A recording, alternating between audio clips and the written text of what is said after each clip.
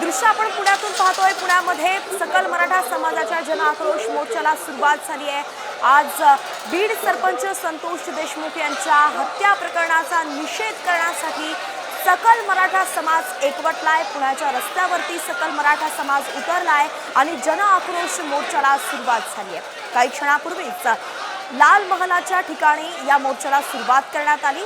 महत्त्वाचे नेते जे आहेत मराठा आंदोलक मनोज जरांगे पाटील असतील किंवा खासदार सोनवणे असतील, या सगळ्यांच्या उपस्थितीमध्ये जिजाऊंच्या पुतळ्याला आणि शिवरायांच्या पुतळ्याला पुष्पहार अर्पण केलं गेलं आणि या मोर्चाला सुरुवात झाली। या मोर्चाचं खास वैशिष्ट्य म्हणजे याचं मार्गदर्शन आणि नेतृत्व करणार आहे ती संतोष देशमुख यांची कन्या वैभवी देशमुख आणि ती देखील त्या ठिकाणी उपस्थित होती। तिनेही पुष्पहार अर्पण केला, जिजाऊंना शिवरायांना अभिवादन केलं आणि या मोर्चाला सुरुवात झाली आहे। तर याच प्रकरणी मराठा आंदोलक मनोज जरांगे पाटील सुद्धा मोर्चात सहभागी झाले। त्यांनी नेमकं काय प्रतिक्रिया दिली आहे आपण पाहूया। अरे तुम्ही का पालाच लागलेत माणसं नाराजकता काय?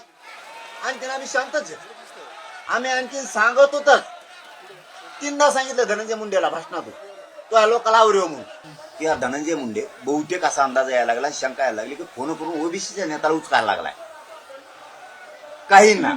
त्याच्यामुळे सांगणं गरजेचं आहे, तेढ निर्माण करायला लागली जातीय।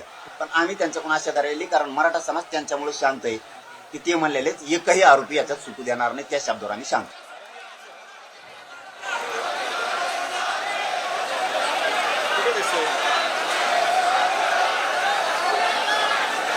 जॉईंट होईल ना, येईल ना तो।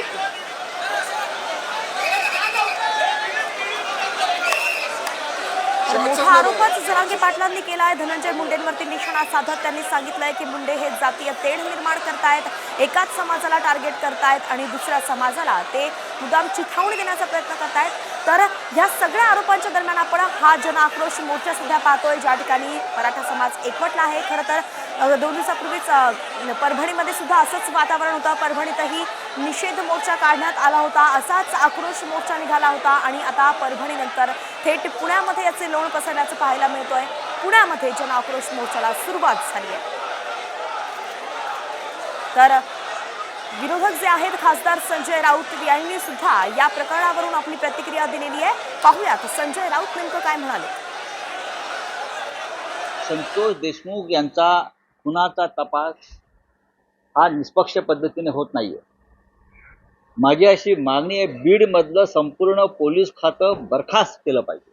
संपूर्ण पोलीस खातं ज्यांच्या नेमणुका या वाल्मिकी कराड आणि धनंजय मुंडे यांच्या सूचनेवरून झालेल्या आहेत, हे संपूर्ण पोलीस खातं त्या भागातलं पोलीस स्टेशन सगळे बरखास्त करून तिथे नव्यानं नेमणुका व्हायला पाहिजेत आणि त्यानंतर हा तपास व्हायला पाहिजे। आशीर्वाद आपल्याला मिळालेला आहे, हा आशीर्वाद जर आपल्याला टिकवायचा असेल तर आपल्या पक्षाची लोकाभिमुखता ही अत्यंत महत्त्वाची आहे। पक्षाची लोकाभिमुखता, संघटनेची लोकाभिमुखता आणि लोकप्रतिनिधींची लोकाभिमुखता, या तिन्ही लोकाभिमुखतेच्या आधारावर आपण आपलं यश टिकवू शकू। आणि म्हणून या 3 गोष्टी वेगळ्या नाही आहेत, या 3 गोष्टींचा एकमेकांशी संबंध आहे। कारण शेवटी सत्ता आपल्याला मिळाली ती संघटनेमुळे आणि जनतेमुळे। कारण संघटनेने जनतेच्या आणि सरकारच्या मधला दुवा म्हणून त्या ठिकाणी काम केलं, कार्यकर्त्यांनी ते काम केलं आणि म्हणून जनतेने आपल्यावर विश्वास ठेवला आणि आपल्याला त्या ठिकाणी निवडून दिलं। या निवडणुकीनंतर कार्यकर्त्यांची आणि संघटनेची जबाबदारी वाढली आहे, ती कमी झालेली नाही। कारण आता जनतेच्या अपेक्षा देखील जास्त आहेत। त्या अपेक्षा पूर्ण करण्याकरता एका सेतूचं काम हे संघटनेला आणि कार्यकर्त्यांना करावं लागणार आहे। आणि म्हणून एकीकडे संपर्क आणि दुसरीकडे संवाद, या 2 गोष्टी अत्यंत महत्त्वाच्या आहे। संपर्काचा कार्यक्रम आपण सुरू केलेला आहे। आपले हे सगळे सदस्य या संपर्काच्या माध्यमातून आपण तयार करू आणि मग त्यांचाच उपयोग करून आपण अशा प्रकारे आपला संवाद स्थापित करू की भारतीय जनता पक्षाला सातत्याने यश मिळेल आणि सामान्य माणसाच्या आशा आकांक्षा आणि अपेक्षा हे आपण निश्चितपणे पूर्ण करू शकू। आणि म्हणून आज मी भारतीय जनता पार्टी नागपूर महानगराचं अभिनंदन करतो. आपण चांगली सुरुवात केली आहे. आज 1 लाखाचं टार्गेट आपण ठेवलं आहे. रात्री पूर्ण झालं तर मला फोन करा, आणि नाही झालं तर का नाही झालं हे म्हणूनही मला फोन करा. पण मला विश्वास आहे की तुम्ही जर ठरवलेलं आहे तर 1 लाखाचं टार्गेट आपण पूर्ण करू शकू. पण महानगराचं एकूण टार्गेट किती आहे? एका प्रत्येक विधानसभेतून 1 लाख आणि नागपूर महानगर म्हणून 1 लाख असे 7 लाख. नागपूर महानगराने 7 लाखाचं टार्गेट ठेवलं आहे. चांगलं टार्गेट आहे, पण याला मेहनत करावी लागेल. हे शक्य आहे का? 100% शक्य आहे. पण बिना मेहनतीने हे शक्य नाही आहे. नाहीतर बंटीजी माझ्यासमोर 7 लाख सांगतील आणि नंतर 2च लाख झाले बंटीजी, तर चालणार नाही. तुम्ही वाटल्यास 7 लाखाच्या ऐवजी 6,99,000 सांगा, पण जेवढे सांगाल तेवढे पूर्ण करा. त्यामुळे मला विश्वास आहे की सगळ्या मंडळांमध्ये, आणि मला सगळ्यात जास्त आनंद काय आहे तर तुम्ही माझ्या हस्ते सत्कार त्या लोकांचा केला की ज्यांनी आपल्या बूथमध्ये चांगल्या प्रकारे त्या ठिकाणी सदस्यता नोंदणी केली. ॲव्हरेज ज्यांचा सत्कार आपण केला त्या प्रत्येकाने ॲव्हरेज आपल्या बूथमध्ये 250 लोक, 250 सदस्य नोंदवलेले आहेत. म्हणजे 1000चा बूथ आपण विचार केला तर जवळपास 25% सदस्य त्यातले आपण ऑलरेडी केलेले आहेत. ही अतिशय चांगली अशा प्रकारची अचीवमेंट आहे, आणि म्हणून मी त्या सगळ्यांचं अतिशय मनापासून अभिनंदन करतो. आणि 20 तारखेनंतर जो कार्यक्रम होईल त्या दिवशी मी थकून गेलो पाहिजे. इतक्या लोकांचा सत्कार करण्याची संधी ही मला मिळाली पाहिजे की शेवटी मी बंटीला म्हटलं पाहिजे की बाबा आता पुरे कर, यापेक्षा जास्त सत्कार मी करू शकत नाही. अशा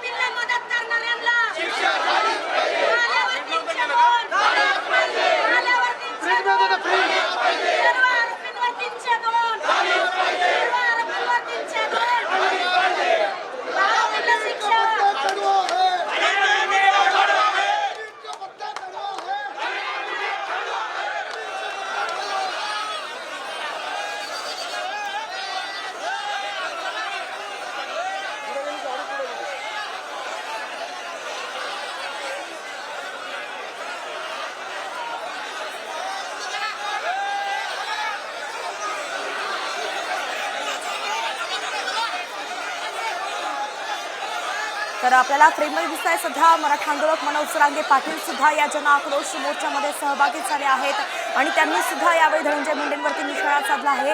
बीड सरपंच संतोष देशमुख यांच्या हत्येच्या निषेधार्थ हा मोर्चा काढला जातोय आणि अनेक मागण्या आंदोलनकर्त्यांच्या आहे.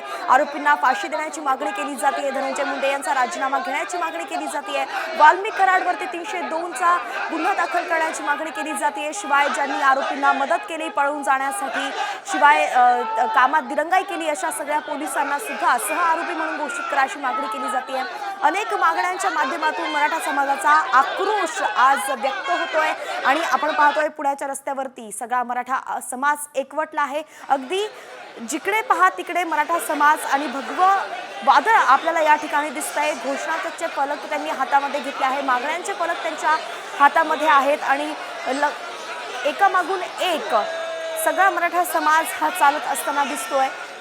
धनंजय मुंडे गो बॅक असे सुद्धा फलक लावण्यात आले, तर वैभवी देशमुख हिचा फोटो असलेले सुद्धा फलक आपल्याला दिसत आहे, ज्यावरती लिहिलंय आवाज दिला लेकीने समाज आला लाखाने. एकंदरीतच संतोष देशमुख यांची मुलगी वैभवी देशमुख हीच या मोर्चाचं नेतृत्व करते आणि तिच्या पाठीराखेसाठी तिला आधार म्हणून संपूर्ण मराठा समाज एकवटला आहे. अनेक महत्त्वाचे सर्वपक्षीय नेते सुद्धा या मोर्चामध्ये सहभागी झाले आहेत. परभणीनंतर आज पुण्यामध्ये जन आक्रोश मोर्चा काढण्यात आलेला आहे.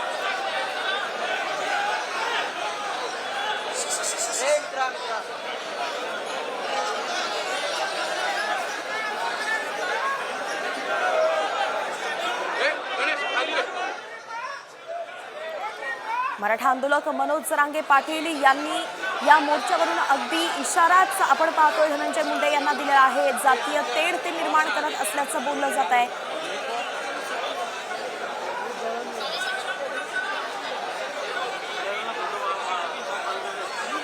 लाल महाल परिसरातून या मोर्चाला सुरुवात झाली आहे.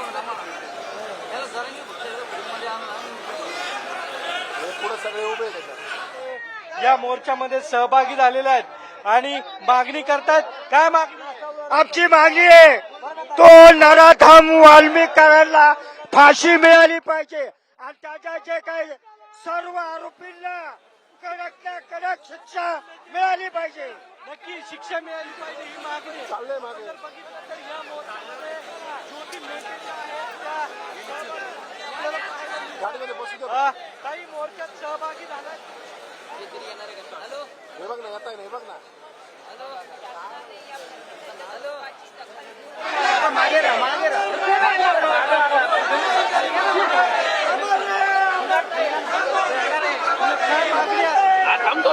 लाईव्ह चालू आहे त्याचं 2 मिनिटं लाईव्ह चालू आहे त्याचं खाली घे पोस्टर आरोपीला पकडण्यात वेळ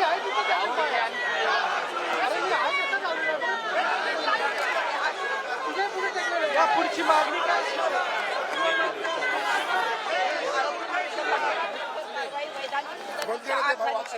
मी मुख्यमंत्र्यांशी याबाबत बोललात का किंवा बोलले नाही? लवकरच आमचं एक शिष्टमंडळ या प्रकरणी भेट घेणार आहे.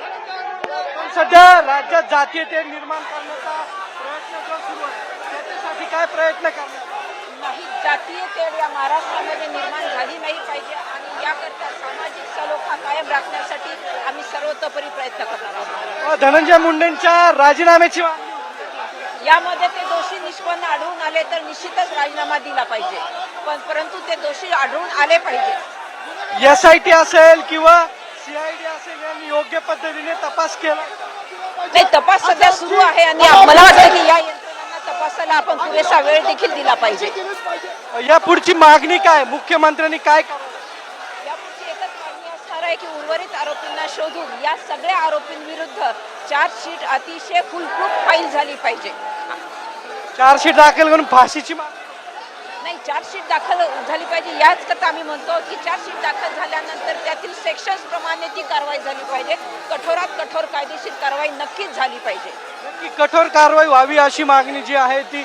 सदस्यता नोंदणी अभियानाला यापूर्वी सुरुवात झाली होती, पण महाराष्ट्राला निवडणुकांमुळे त्यातनं सूट मिळाली होती. त्याची आता सुरुवात आम्ही आजपासून केलेली आहे. मी स्वतः नागपूर महानगरातनं ही सुरुवात केली आहे. आज 25 लोकांना जे गणमान्य नागपूरचे नागरिक आहेत त्यांना मी सदस्य केलेलं आहे. आज सकाळपासनं शहराच्या प्रत्येक बूथमध्ये सदस्यता मोहीम सुरू झाली आणि सकाळपासनं 25,000 सदस्य आम्ही नोंदवलेले आहेत. आज सायंकाळपर्यंत 1 लाख सदस्य आम्ही पूर्ण करू असं टार्गेट ठेवलेलं आहे. आणि राज्यामध्ये आमचे अध्यक्ष चंद्रशेखर बावनकुळेजी यांनी 1.5 कोटीचं लक्ष ठेवलेलं आहे. सगळ्या बूथमध्ये महाराष्ट्रातल्या 1 लाख बूथमध्ये आज आम्ही सदस्यता मोहिमेची सुरुवात केलेली आहे. मला विश्वास आहे कि हा जो 1.5 कोटीचा आकडा आम्ही ठरवलेला आहे तो आम्ही निश्चित पूर्ण करू. सर, हिंदी में बताइए. देश में भारतीय जनता पार्टी ने अपनी सदस्यता मुहिम शुरू की थी. चूंकि महाराष्ट्र में चुनाव था तो महाराष्ट्र को एग्जम्पशन मिला था. आज से हमारी सदस्यता मुहिम शुरू हुई है. आज एक साथ हमने 1 लाख बूथों में सदस्यता मुहिम शुरू की है। मैं स्वयं नागपुर में सदस्यता मुहिम के लिए आया हूँ। 25 लोगों को मैंने अभी, जो नागपुर शहर के बहुत ही गणमान्य नागरिक है, उनको मैंने अभी सदस्य बनाया है। सुबह से नागपुर शहर के जो हमारे बूथ है, उन सभी शहरों के 2200 बूथों में हमने काम चालू किया है। करीब 25,000 लोगों को पहले 2 घंटे में हम लोगों ने सदस्य बनाया है। आज 1 लाख लोगों को सदस्य बनाना, ऐसा हम लोगों ने तय किया है। और पूरे नागपुर शहर में 7 लाख सदस्य हम लोग बनाएंगे। साथ साथ पूरे महाराष्ट्र में एकीकडे मुख्यमंत्री देवेंद्र फडणवीस हे नागपूरमध्ये आहेत। भाजप सदस्यता नोंदणी कार्यक्रमाला त्यांनी हजेरी लावली, त्यावेळी ते बोलत होते। अगदी कार्यक्रमाबद्दल त्यांनी सांगितलं। तर दुसरीकडे पुण्यामध्ये आपण पाहतोय सकल मराठा समाज हा रस्त्यावरती उतरला आहे आणि फक्त मराठा समाजच नाही तर आंबेडकरी समाज सुद्धा त्यांच्यासोबत आहे। काही मुस्लिम बांधव सुद्धा आपल्या या मोर्चामध्ये सहभागी झाल्याचं दिसलंय। अगदीच विरोधक सुद्धा आहेत, सत्ताधारी सुद्धा आहेत, अपक्षही आहेत, सामाजिक कार्यकर्तेही आहेत। अशा सर्व पक्षीय नेत्यांकडून या मोर्चाचं नेतृत्व केलं जात आहे।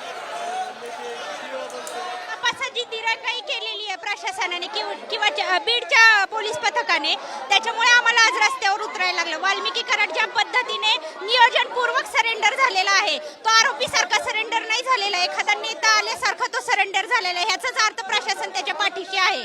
आणि अजूनही त्याच्यावर 302 चा गुन्हा दाखल होत नाही म्हणजे काय? तो गुन्हा दाखल झाला पाहिजे आणि त्याच्या मागे जे कोणी मास्टर माइंड असतील त्यांनाही अटक झाली पाहिजे। कुठेही याच्यामध्ये मंत्रिपदाचा किंवा कुठल्याही अधिकाराचा गैरवापर इथं झाला नाही पाहिजे। आमच्या संतोष भाऊंना न्याय मिळालाच पाहिजे।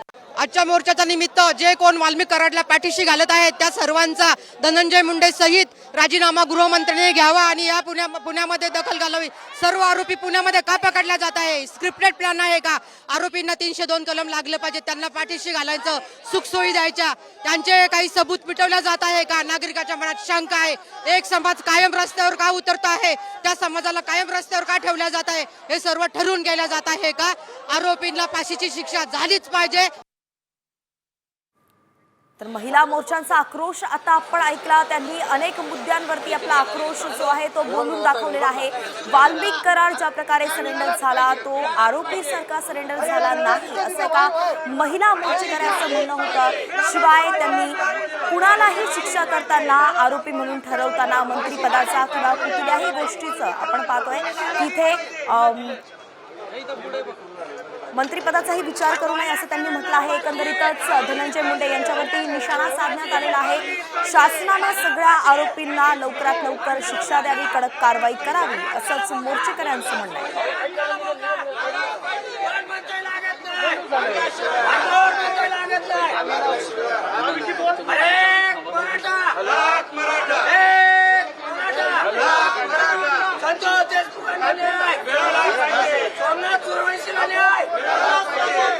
तर या सगळ्या संदर्भात आपण पाहतोय या मोर्चामध्ये माजी मुख्यमंत्री पृथ्वीराज चव्हाण सुद्धा सहभागी झालेत आणि त्यांच्यासोबतच एक्सक्लुझिव्ह बातचीत केली आहे आमचे प्रतिनिधी सागर आव्हाड यांनी।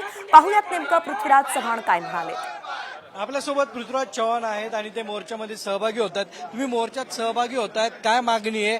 महाराष्ट्र सरकार किंवा मुख्यमंत्री कमी पडले मुद्दाम जाणून बुजून ते राजकीय आपल्या समर्थकांचा पाठीराखण करतायत, हे स्पष्ट आहे। आज महाराष्ट्राच्या जनतेला या बीडच्या परभणीच्या प्रकरणामध्ये न्याय झाला, आरोपींना शिक्षा झाली, हे दिसलं पाहिजे, पटलं पाहिजे। ते होताना दिसत नाही। आरोपी स्वतःहून सरेंडर होतात पोलिसांच्या ताब्यात, पोलिसांना माहिती होत नाही किंवा गृहमंत्र्यांना माहिती नाही। पोलिसांचे हात कोणी बांधले होते का? पोलिसांचा काय दबाव होता का कोणाला पकडू नका वगैरे? कळलं पाहिजे आपल्याला। असं महाराष्ट्राची पोलीस यंत्रणा खूप सक्षम आहे। एखाद्या आरोपीला पकडणं, जो अनेक राज्यात फिरून येतो, त्याला पकडणं काय अवघड नव्हतं, पण त्याला का पकडलं नाही आणि तो स्वतःहून का सरेंडर होतो? त्याला कुणी अभय दिलेला आहे? तुला शिक्षा होणार नाही, तुला काही होणार नाही, तू आता सरेंडर हो, तुझ्यावर आम्ही गंभीर कलम घालणार नाही, कोणीतरी सांगितलंय त्यांना। त्यामुळेच तो माणूस मुख्यमंत्र्यांचे हात बांधलेले आहेत। मुख्यमंत्री आपल्या पक्षाच्या कार्यकर्त्यांचं रक्षण करण्यामध्ये गुंतलेले आहेत, सरकार वाचवण्यामध्ये गुंतलेले आहेत। त्यांना महाराष्ट्राच्या जनतेच्या सुखदुःखाचं काही घेणं देणं नाही। धनंजय मुंडेच्या राजीनाम्याची मागणी होती, ती आता राजकीय मागणी करतात, कार्यकर्ते करू दे। पण मुख्यमंत्र्यांनी राजीनामा घ्यावा का? तो मुख्यमंत्र्यांचा प्रश्न आहे. दोषींना शिक्षा झाली पाहिजे एवढीच आमची मागणी आहे. दोषींना वाचवण्याचा प्रयत्न जो आहे तो वेळोवेळी करण्यात आलेला आपल्याला दिसतोय. आताही तो होतोय का आणि या प्रकरणात काय होईल? जर शिक्षा झाली नाही, योग्य ती कलम लावली नाहीत, तर निश्चितच काही लोकांना वाचवण्याचा प्रयत्न होतोय. या प्रकरणात काय होईल वाटतं तुम्हाला? नक्की आपण जर बघितलं तर पृथ्वीराज चव्हाण होते आणि ते मोर्चामध्ये सहभागी झालेले आहेत. कॅमेरामॅन सुमित भोसलेसह साजरावाड, साम टीव्ही.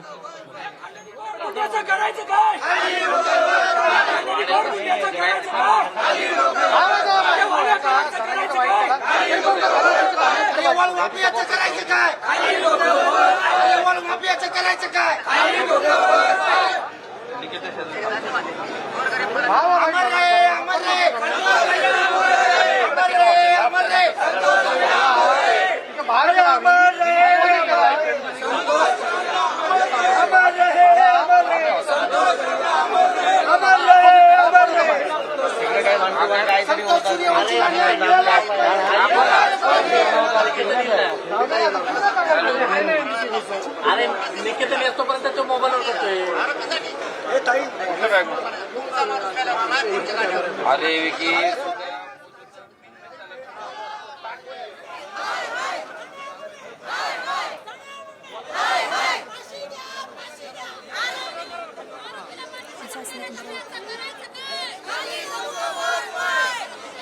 तर पृथ्वीराज चव्हाण याच्यामध्ये सहभागी झाले. त्यांनी काय म्हटलं हे आपण ऐकलं. तर शिवसंग्रामच्या ज्योती मेटे सुद्धा या मोर्चामध्ये सहभागी झाल्या आहेत आणि यावेळी त्यांनी एक महत्त्वाचं विधान केलंय, ते म्हणजे सगळे पदाधिकारी जे आहेत ते या ठिकाणी आपल्याला उपस्थित झालेलं पाहायला मिळत आहे. प्रशांत जगताप माझ्यासोबत आहे. दादा, काय मोठी संख्येने या ठिकाणी सगळे हा बघा, हा महाराष्ट्राचा आक्रोश आहे. महाराष्ट्राच्या प्रत्येक जिल्ह्यात, म्हणजे आज पुण्यात होतोय, महाराष्ट्राच्या प्रत्येक जिल्ह्यात ज्या पद्धतीने लोक रस्त्यावर उतरतात, तो राग आहे सरकारच्या विरोधामध्ये. जे सरकार खूप मोठ्या संख्येने आल्याचा दावा करतंय, त्या सरकारमधला एक मंत्री, ज्या मंत्र्याचा संतोष देशमुखांच्या हत्येमध्ये थेट या ठिकाणी सहभाग आहे, अशा प्रकारची भावना महाराष्ट्रातल्या काही लोकांची आहे. देवेंद्रजी फडणवीस हे त्यांची 30 वर्षाची मैत्री निभावतात, अशा प्रकारचं चित्र हे नका या ठिकाणी महाराष्ट्रामध्ये जात आहे. कारण की होय, युवा मोर्चामध्ये ज्या धनंजय मुंडे आणि देवेंद्र फडणवीसांनी एकत्रित काम केले, ती दोस्ती या ठिकाणी कामाला येते, अशा प्रकारचं चित्र या ठिकाणी धनंजय मुंडेंचे समर्थक या ठिकाणी लोकांमध्ये सांगतात. वाल्मिक कराडच्या मागे धनंजय मुंडे, धनंजय मुंडेंच्या मागे देवेंद्र फडणवीस हे आता महाराष्ट्रापासून लपून राहिलेलं नाही, एवढं निश्चित आहे. शिवसेनेचे संजय मोरे सुद्धा आहेत. धनंजय मुंडेंच्या विरोधात आक्रमक पवित्रा घेतल्याचं पाहायला मिळतं. नक्कीच महाराष्ट्राचे मुख्यमंत्री आणि गृहमंत्र्यांचे डोळे काय झाकलेत काय? त्यांच्या डोळ्यावर काय पट्टी बांधली आहे काय? की एक घरगडी एवढा मोठा गुन्हेगार तयार होतो या बीडमध्ये आणि संपूर्ण बीड जिल्ह्यावर राज्य करतो. अख्ख्या महाराष्ट्राने देशामध्ये हे प्रकरण गाजत असताना सुद्धा त्याला अटक करायला 22 दिवस लागतात. हाल करून त्या देशमुखांना मारलं, संतोष देशमुखांना. जसं छत्रपती संभाजी महाराजांचे हाल करण्यात आले, त्याच प्रकारे हाल या संतोष देशमुख सरपंचांचे या वाल्या कोळींनी केले. त्याचा निषेध करण्यासाठी हा मोर्चा आहे आणि या गुन्हेगारांना पुण्यामध्ये आश्रय मिळतोय. एकच मुख्यमंत्री उद्धवसाहेब ठाकरे, ज्यावेळी आमच्या मंत्रिमंडळातला संजय राठोडवर आरोप झाले, त्वरित त्याला मंत्रिमंडळातून हकलपट्टी केली. पण धनंजय मुंडेवर बीडमधनं एवढा विरोध असताना सुद्धा त्यांच्यावर कारवाई गृहमंत्री करत नाहीत, मुख्यमंत्री करत नाहीत. याचा आपण बघू शकतो की एकंदरीतच महत्वाचं विधान या ठिकाणी केले गेलेलं आहे. आपण पाहतोय की ज्यावेळी उद्धव ठाकरे हे मुख्यमंत्री होते तेव्हा संजय राठोड यांच्यावरती काही आरोप झाले होते, लगेच त्यांची मंत्रिमंडळातून हकालपट्टी करण्यात आली. परंतु मुंडेंच्या बाबतीत असं होताना दिसत नाही. असा आरोप राजकीय नेत्यांकडूनच केला जातोय.